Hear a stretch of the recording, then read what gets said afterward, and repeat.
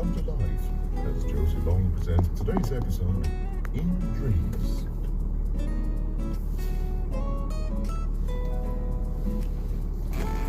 I'm recording this at 11:30. I'm looking out the window of my office. The sky is clear, freezing, dark.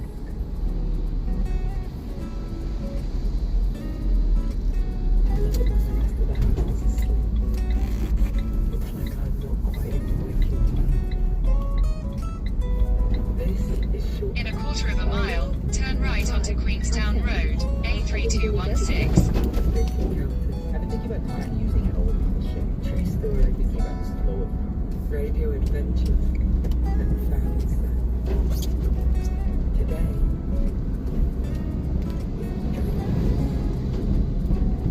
And I whispered to him, "Darling, I'm dreaming." He said, "Yes." I said, "Is it a nice dream?" He said, "Oh, yes." He gave me this bony smile.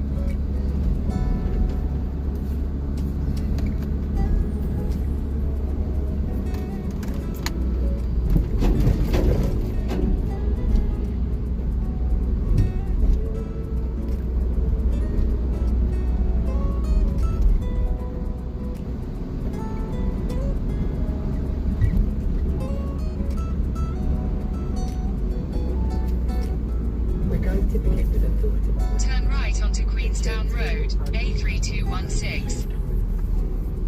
here in Glasgow, where I am. It's almost 3/4 of midnight. Frosty January night. But what you're about to hear was recorded one morning last December by the radio producer Nadia Neddy. In it, the artist and experimental philosopher Jonathan Keats wades into the river with hopes of making a new time standard. So, what time is it right now? Well, it depends on how you look at things. Here in San Francisco, it is 10:29 a.m. on Friday, December 15th, 2023. But according to the rivers in Alaska, it is In a quarter of a mile, use the right two lanes to take the A3216, A3205 slip road to Chelsea, Victoria. timekeeping gives us this extraordinary ability to predict all those logistics, local and global, make it so that we end up with that Amazon delivery just in time. But we have become increasingly insular, increasingly dedicated to our own delusions that humans are in charge and are in control of the planet. What's remarkable about planet Earth is the fact that there is a plurality of time. Every species is constantly observing all that's happening that is relevant to survival and to flourishing. And that means keeping time in a pluralistic way. That means not only keeping time, Use the right two lanes to take the A3216 slip road. that is manifest. Turn left onto Battersea Park Road, A3205. Butterfly maturing in relation to when flowers bloom, when their food becomes available. Continue on Battersea Park Road for half a mile. Highly complex system, a really delicate system You're back online. that we have seen thrown into chaos. The seasons are no longer what they were. Birds are arriving in the wrong place at the wrong time. We need to think about time as a service, to consider what service is being provided, what service is incorporated to any given set of needs. We are living beings, living with many others. As beautiful as the stars may be, and as beautiful as clockwork may be, they are oblivious to all that's happening within us, individually and collectively. I've been thinking about time using an old cliche, thinking about the flow of time.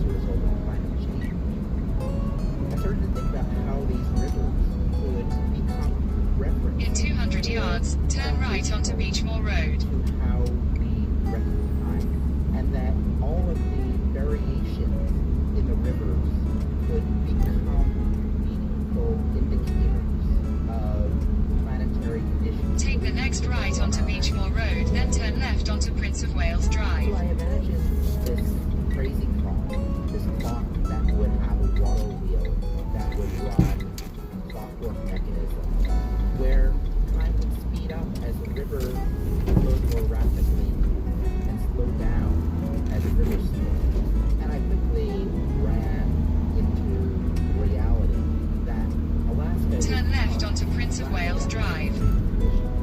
the water wheel would be destroyed in the first winter or the first summer.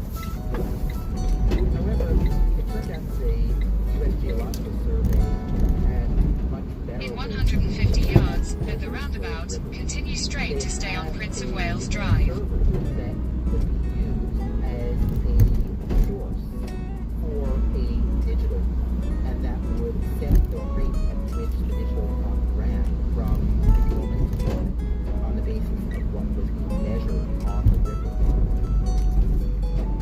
Alaska River time is a time standard. Turn right onto Albert Bridge Road, A3031. Low rate of 5 different rivers, 3 of them glacial, 2 of them spring fed. Each one of them is being measured on a constant basis, and each one of them is calibrating a clock. All of those clocks are then averaged in terms of their rate, and that gives us Alaska River.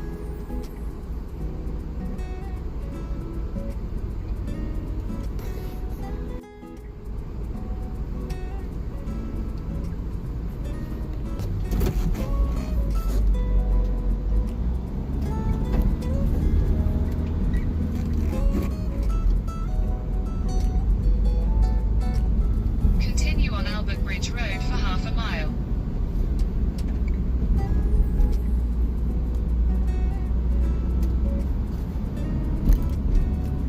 I think this bridge we're coming up to Albert Bridge Road. Further, you probably can see it in the distance. It's one of them bridge that was made probably in the 18th to 17th century. It's a very old bridge, but yet still look absolutely. And that's the thing about England; they preserve these things that make in the army for a long century, like 18th, 16th century, that kind of thing. And you'll see the bridge when we come up close to it. It's really, really beautiful bridge.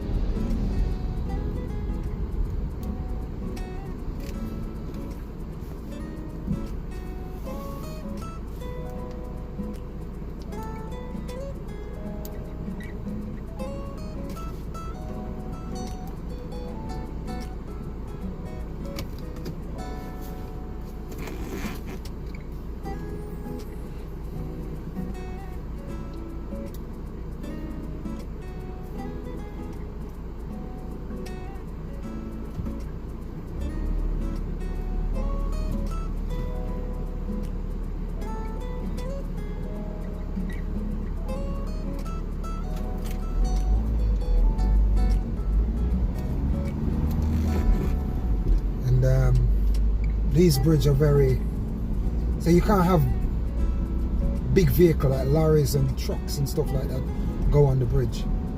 You just have to be like this car is, and if you probably see the white van coming down, that's the biggest vehicle that will pass it. So even before, you used to have the buses that come on the one side, they stop even the buses from passing there. If you notice, you see this narrow barrier, you have to maneuver through it to get through, which mean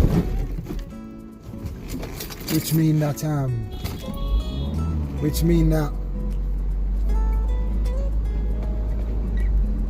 they can regulate the size vehicle that come on the bridge, because it's a weak bridge.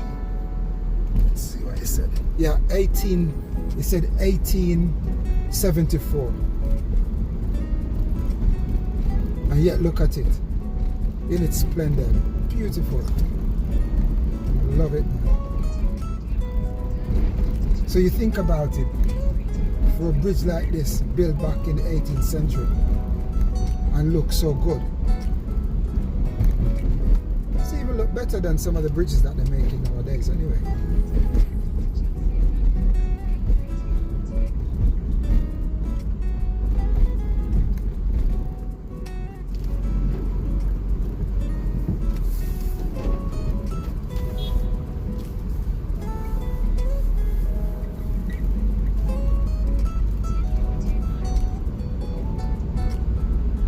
You can see the River Thames on the left hand side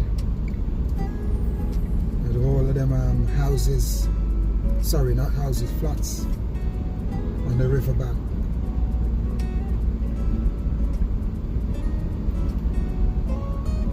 So this is Chelsea.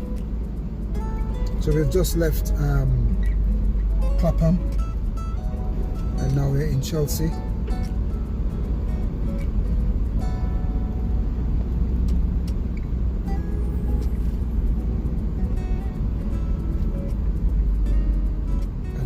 On the riverbank here, you have a lot of boat houses where people live on the. Some of these boats they can't even move. It's just a floating house on the River Thames.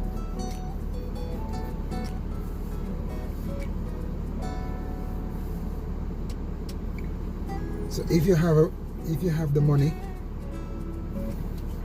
and can afford it, you buy one of these houses. As I said, they're boats, but that, you know, I don't know, floating house, boat, whatever you want to call it. Because some of them they don't have engine, and you can't move them. So whenever, if you have to move, you have to get a pull from another boat that have an engine. But if you can afford to buy one of these, you can save a lot of money.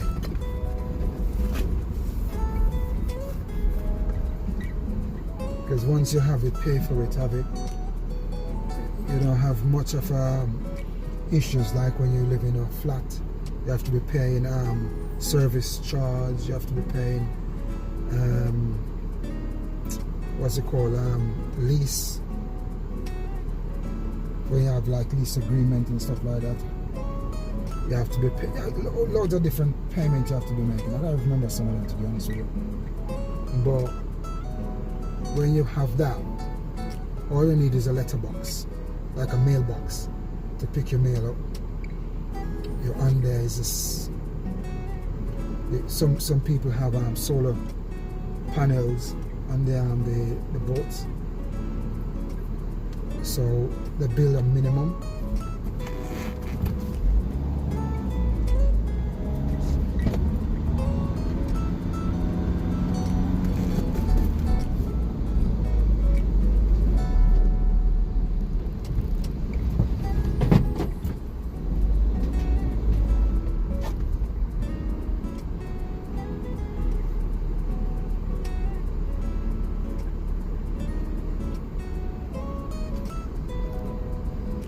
So what I just did.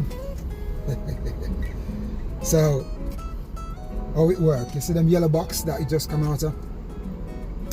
If you're driving, can you see the boats and there are the houses on the left hand side across the fence?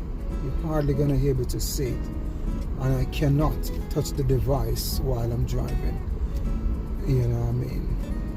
And again, if the whole bill pass in and see me with the device in hand, I could be in trouble. And that's 3 points of my license, and I'm not willing to do that at all. Yeah, you probably could see them there while I'm talking. Anyway, so I was saying about the yellow boxes that are on the road. So for those who's not from this country, So you're out of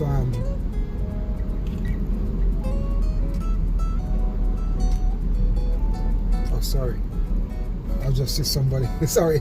Yeah. Anyway, yeah, right. So for those who's not living in this country, so the yellow boxes in the road, it means that you're not meant to stop in there unless you're going right. Okay. So if you stop in them yellow boxes, there's camera that's fitted onto the lamp pole, and if you stop into any one of those boxes, the camera will always record your number plate, and you can guarantee that you're gonna get a mail coming through your door with a fine, £80. So you're not meant to stop in there at all unless you're turning right.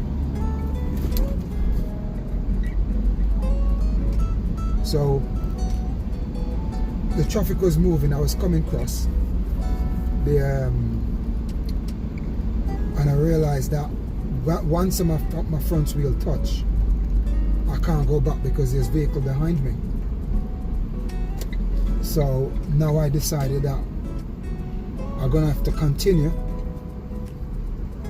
stop in the box or something. So what I do, I slow my speed right down. So I was doing probably about 2, 3,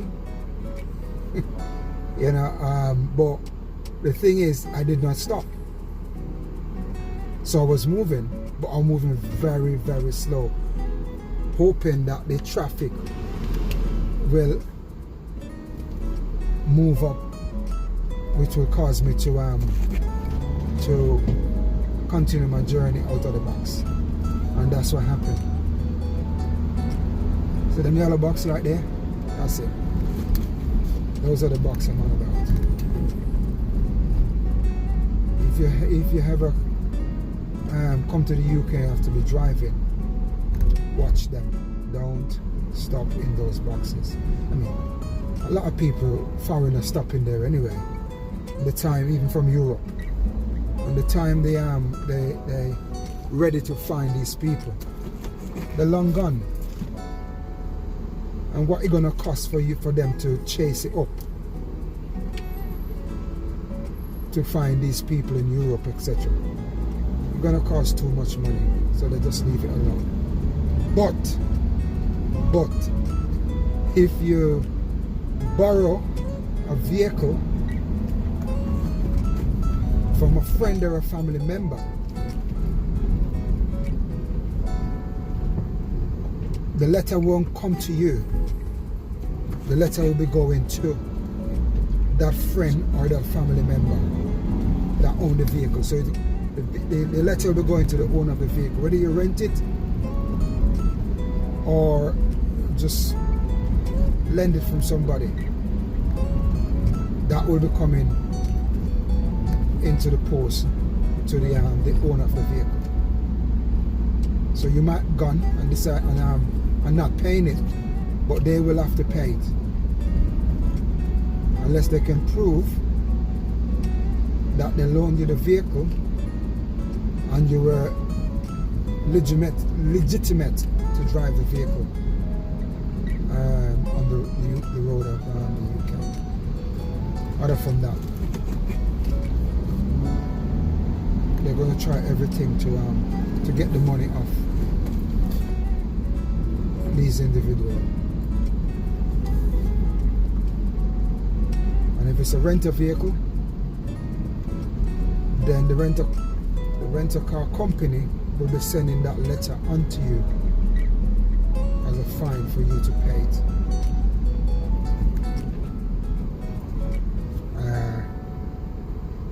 Unless it's long before you get back your deposit.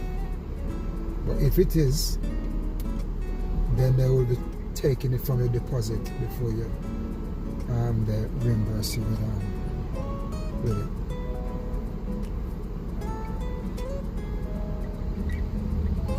That is how I understand it. That is how I understand it. So if you need more clarification on that, then you probably go to the road code.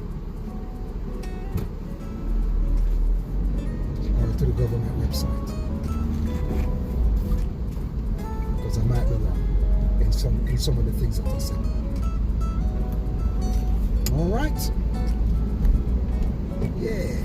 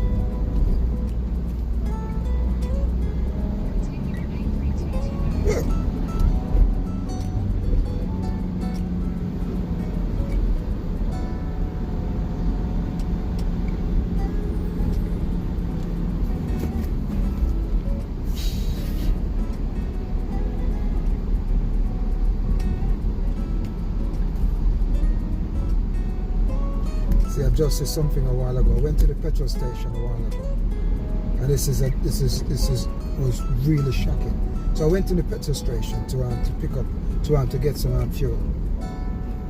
And while I was standing at the till to pay for the fuel, I heard somebody say shoplifting.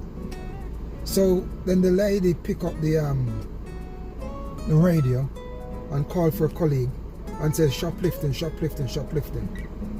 So the guy come around and said, "Hey!" And all I could hear is bottles. I hear, "Hi!" And that's what he did, and he stand up. So I'm like, oh yeah, he's gonna hold on to this guy now. It was two of them, and all they have is two big bags in their hand, and they just loading up a lot of alcohol in it, a loads of alcohol there, and I'm like, hang on, didn't he just see the guy trying to stop him? And he is still there, loading up his bag with alcohol. And I'm saying that it's not like there's some cheap wine they're picking up expensive stuff. And they just load up the bags, and then keep one bottle in his hand, and then put the bag on his shoulder. Both of them, they probably pick up, between both of them, they probably pick up about 25 bottles of alcohol, Jack Daniels, wine, whiskey. They just pick up everything, and then hold one bottle in his hand and just walk right through the door and just gone down the road. And I'm like, I'm gone. In broad daylight? These guys, they don't play anymore, man. One time they used to hide and do these things. They just come in there, load up the bag, and just gone out. That was really shocking. And the time I tried to pick my phone up to record it. There was too much going on, so I only could catch them walking through the door, which that's not really good enough, you know. It doesn't really say anything. You did not see them doing it, but you could see them walking down the road, walking through the door, walking down the road with the bottle in hand, and they have the bag over the shoulder. And I'm like, why, man? I never see anything like this. I've seen it on the news when they just ride up on a little moped and break the glass at the jewelry store and just start load up the bag and all that, and then just put the thingy back on and just ride off. I've seen them done that on but that's on the TV, like when I'm watching the news and that, or on YouTube. But I never really see somebody that I'm like, and the guy in the store, he just stand up. That's all he said, right? And that was it. He didn't ask for another word. He didn't even go to the door and try to close the door. Nothing. He just stand there and watch them walking through the door. I mean, of course, you know what I mean, you have to secure your own life. You don't want to go there confront these people and try to tackle them down for, and then they hurt you and all them kind of things for what? You know, Asda is a big company, they can afford it. They want security, then they probably need to get if they want time to secure their store, they probably need to get a security or something.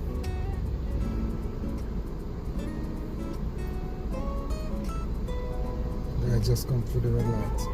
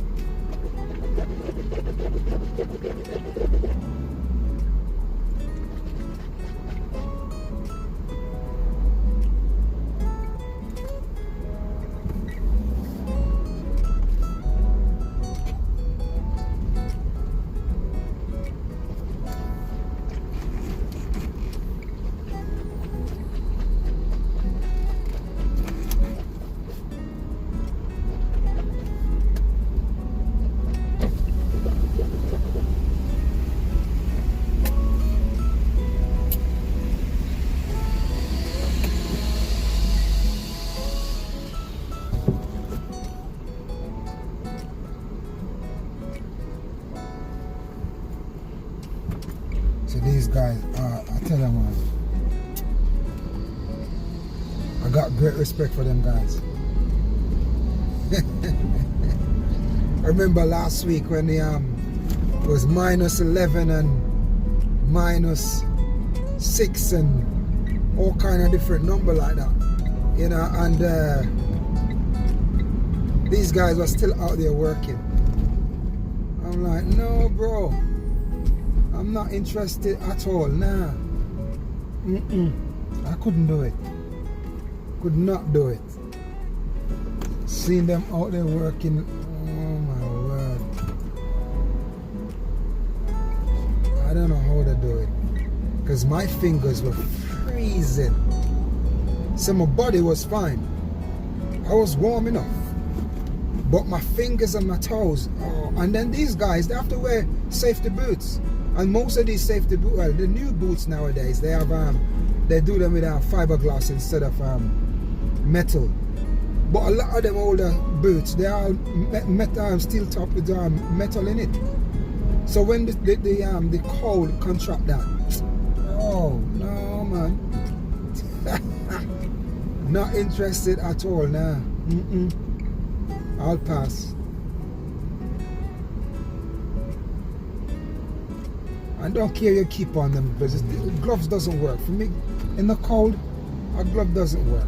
Nah, it worked for probably a good, say, 10-15 minutes, the max. Other from that, nah, it does not work at all. So I don't know how they do it.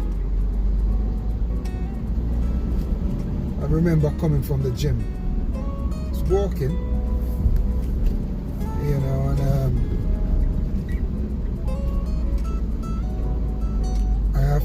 no, I wasn't from the gym. Anyway, I was out in the cold last week, and I meant to be taking off my shoes to put on my trainer. And seriously, I'm not joking. When I put my shoes on, I wasn't even sure that it's on my foot. I have to physically check to make sure that my shoes, because I could not feel my foot one bit. My toes were, everything was numb. So I think I put it on, but I have to check because I can't feel whether it's on or not. And I have to look down to physically check to make sure that the shoes fitted my foot right. I'm like, man. Like, seriously. And yet these guys out there working in the cold. You call me a chicken, a wimp, whatever you want to call me, that's fine. Still I would not do that kind of work. Even the construction site. No.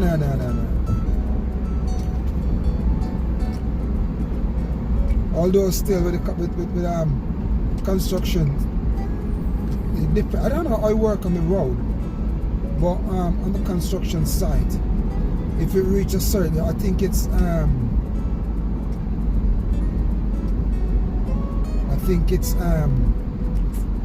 what's it called? -10 or 8. I think a -10 or 8. If you reach -10 or 8, and the site's shut down, and so you're not having any work going on. They will shut the site down. But I'm not sure how it works on the road. If it's the same procedure. But even -5, bro, that's some crazy cold, you know, man. That's some crazy cold, man.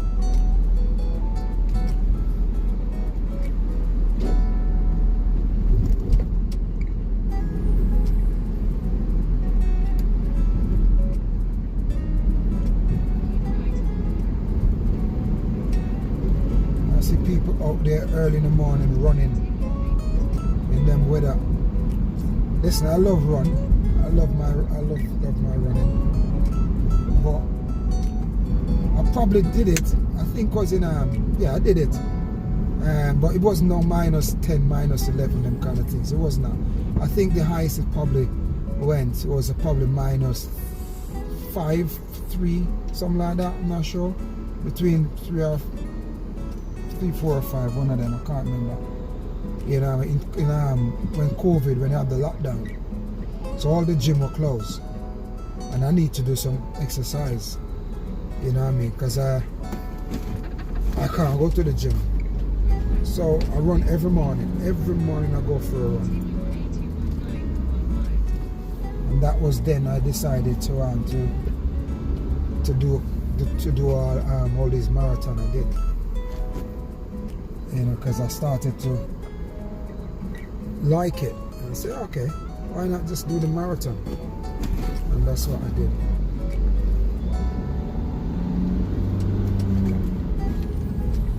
But minus 10 and 11, you ain't gonna see me running in them weathers. Nope.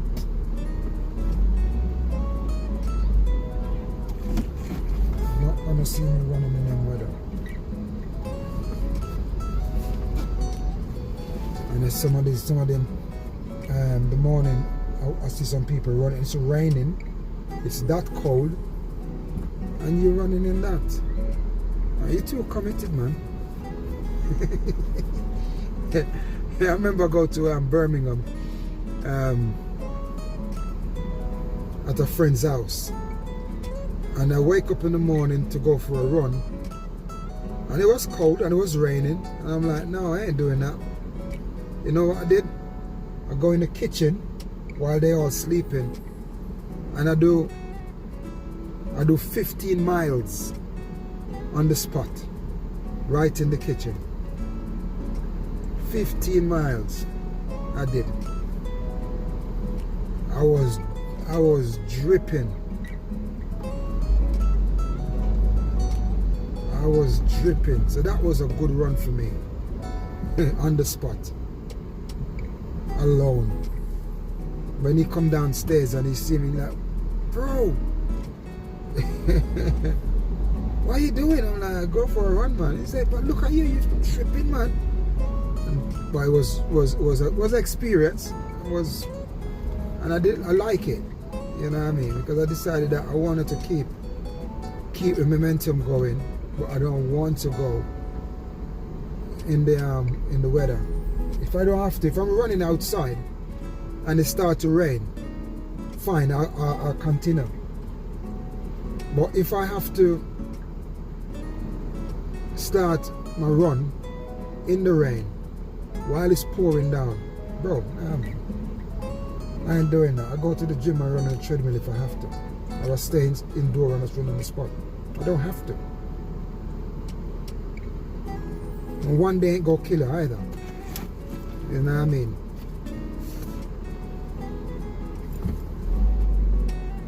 I was watching this thing on the internet the other day with this woman, and it was snowing, and the reporter said, the time is so cold, it's snowing, and yet you're going out for a run. Oh yeah, it's the best time to run. I'm like, is it? I've done it before just for the experience, but I was running on fresh snow. So I ain't running on no old snow, because if it's old, I'm not running on it. If it's fresh, then I'll run on it. And she was like, oh no, it's the best time to run. She and her partner. I'm like, is it? And as she run off, both of them go off, and the reporter started to continue with her job. So about 200 yards down away from them, she was on the floor. I have to lift her up. She couldn't walk because she slipped on the snow. And then you're gonna tell me that it's the best time, and then you can't even finish your run, you can't even walk home. You have to be careful or you'll be too committed to this thing. Because if I run if I get up and go out there running in the rain, I might not be able to do it tomorrow or the next day, because then the flu. Or I decided to run in the snow and then slip and hurt myself. I might not be able to run again. You know what I mean? So be smart, guys. Be smart. You know what I mean? Be smart. And don't. It's not that you're being a chicken or like me. You know what I mean? It's not like you're being a chicken. It's that you're just being smart. For you to continue the thing that you love to do, you have to play smart. And that's me playing smart. That I don't have to go out there and run in the rain or in the snow, because I can leave it till tomorrow, or I can leave it till the evening, or I can just run on the spot. I just go to the gym. As simple as that. You know what I mean? All of these are much safer than going run out in the snow or run out in the rain. If you're running and it start pouring down, that's fine. Finish the journey. Apart from that, don't start running out. You're cold already. You're going out in there to do that. You might, be smart.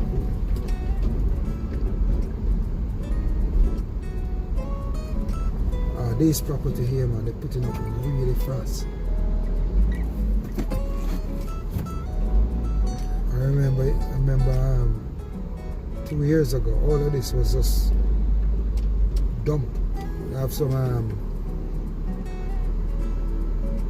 car scrap garage used to be here, where they have scrap metal and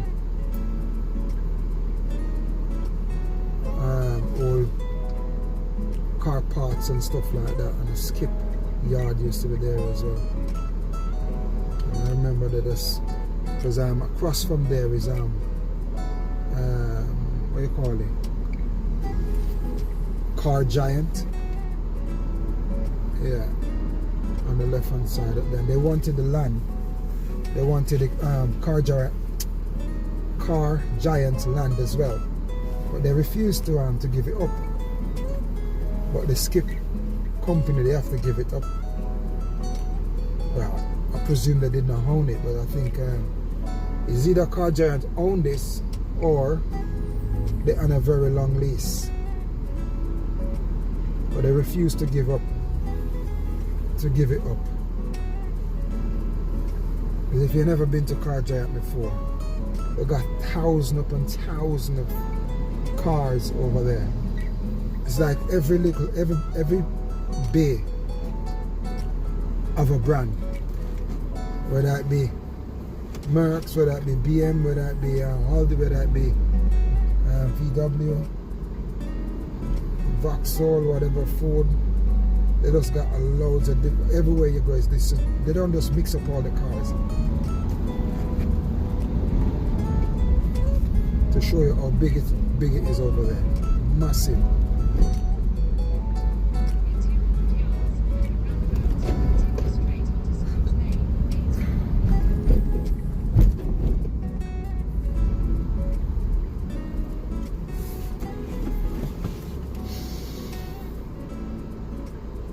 I don't like it here now though, just dark. It used to be a lot of light you used to get right down here. Now you have the two buildings facing the road. It's getting dark. So there's gonna be a lot of sunshine right now for some of these people who live on the roadside here. But who cares? They're making money. They're making money. Money, money, money, money.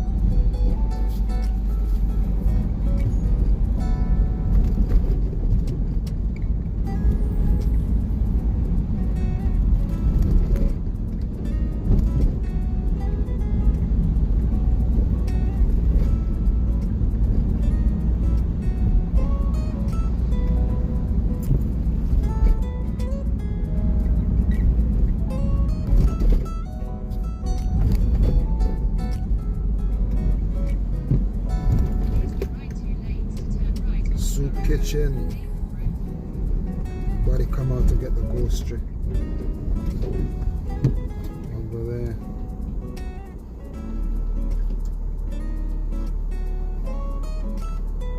Nice.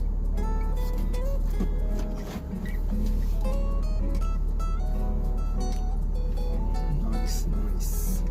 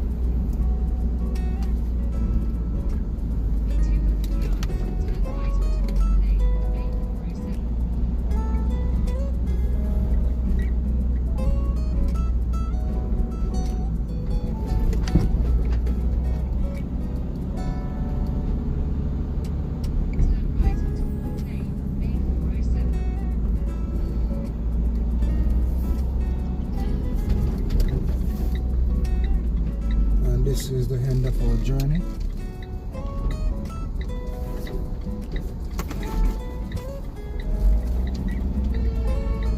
Shots up.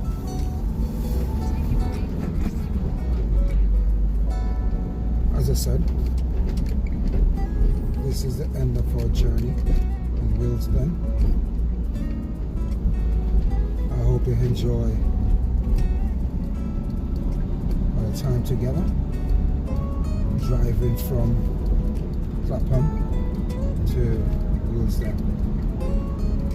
Through different boroughs we drive through as well. So we've been in Chelsea, we've been all over. I'll list them all out in the description, you'll see. Anyway, you take care. Bye bye now.